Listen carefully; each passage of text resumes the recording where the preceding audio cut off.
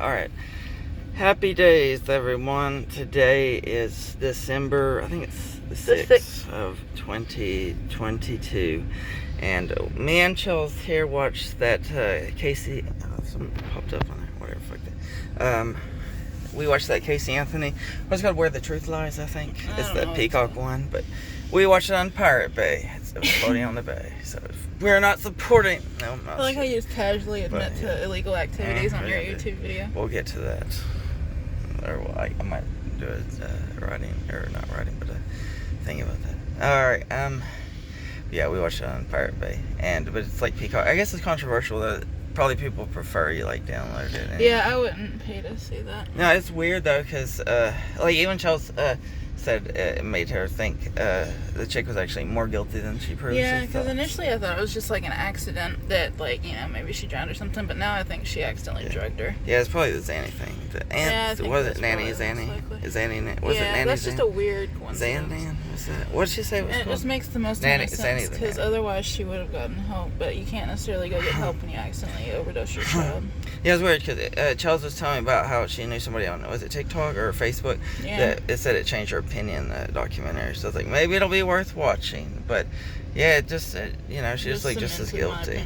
Just basically victimized herself the entire time. Yeah, and I'm not guilty because my dad is an asshole. And it was weird how they set it up, because like she's like, he would come to my room and put a pillow over over my head to keep me quiet. Yeah, and she was like insinuating that he like smothered her and knocked her out. So I think that was like her saying maybe he went too far with the kid without actually saying it, and it was annoying that she just kept insinuating this, because she's had 10 years to think about this. If she genuinely was curious, she would outright say, "I think this happened." Yeah, it's weird because in movies they call that foreshadowing. It was almost like she was setting up foreshadowing, just be like, so I can plant this so people have it in their mind for later, and I'm not going to capitalize it. And they do you missed it probably right at the end, but one of her defense team is like bringing it up. She's like, maybe use that pillow. She's like, you might be right. Obviously, you said the fucking Chekhov's gun. Yeah, she was like the whole time basically seemed like she was acting. Just like really not necessarily a bad actor, but obviously acting. Yeah, it's weird because she's like, I've changed. She's like, I was a pathological liar, but and now I'm an even better pathological liar. Yeah, it didn't seem like she was, sorry at all. She just blamed it all on her, dad. She's like, I admitted my wrongs, and then she spent the entire time just talking about why her wrongs were justified. It's like, I was brainwashed. I was just doing everything he told me to do. I have no evidence to back this up whatsoever, but just take my word for it. And I know one thing that's fucked up was the psychologist being duped, because they're like, she is not a psychopath at all. It's like, oh, she filled out the questionnaire correctly. Like, what other crazy people, like, are they just better now at reading crazy people than psychologists? I wonder if the pathological liar answered the questions on it. Like, this questionnaire is foolproof if they tell the truth. Now let's give it to this pathological liar. And then, like, even was it the one dude who did Loveline with Adam Carolla? The fucking doctor, not Dr. Phil, but the other one.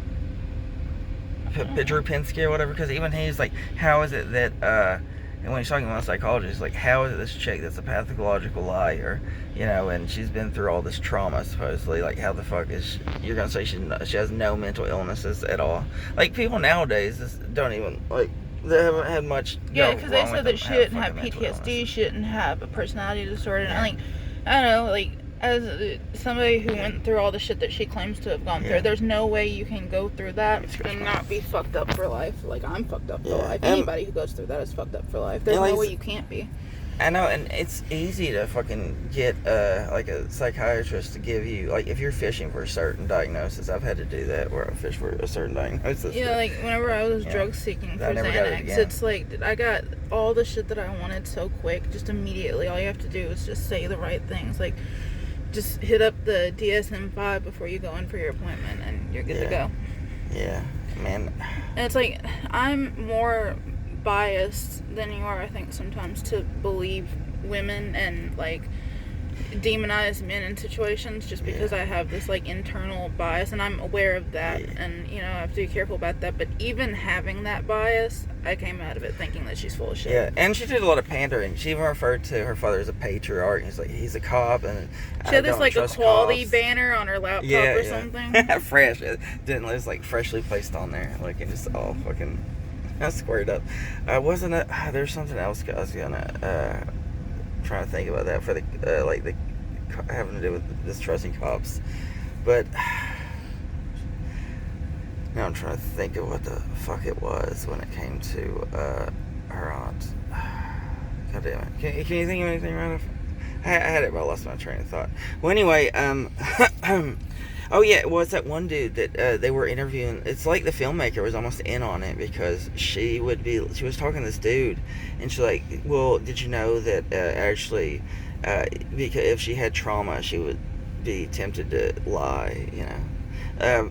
And then she like tried to convince that dude, the Zanny dude. It's like, that's what makes sense to me is that she ever Zanny. I'm gonna sit up real quick, but like.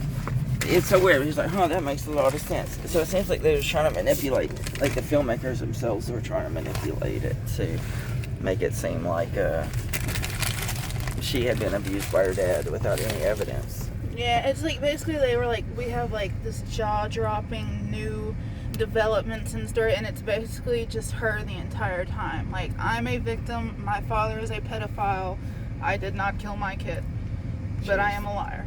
So believe me. Yeah, it reminds me because I just, especially on this, since this is the Greg C. Huffer channel, this is dratsab PINES. I guess return show.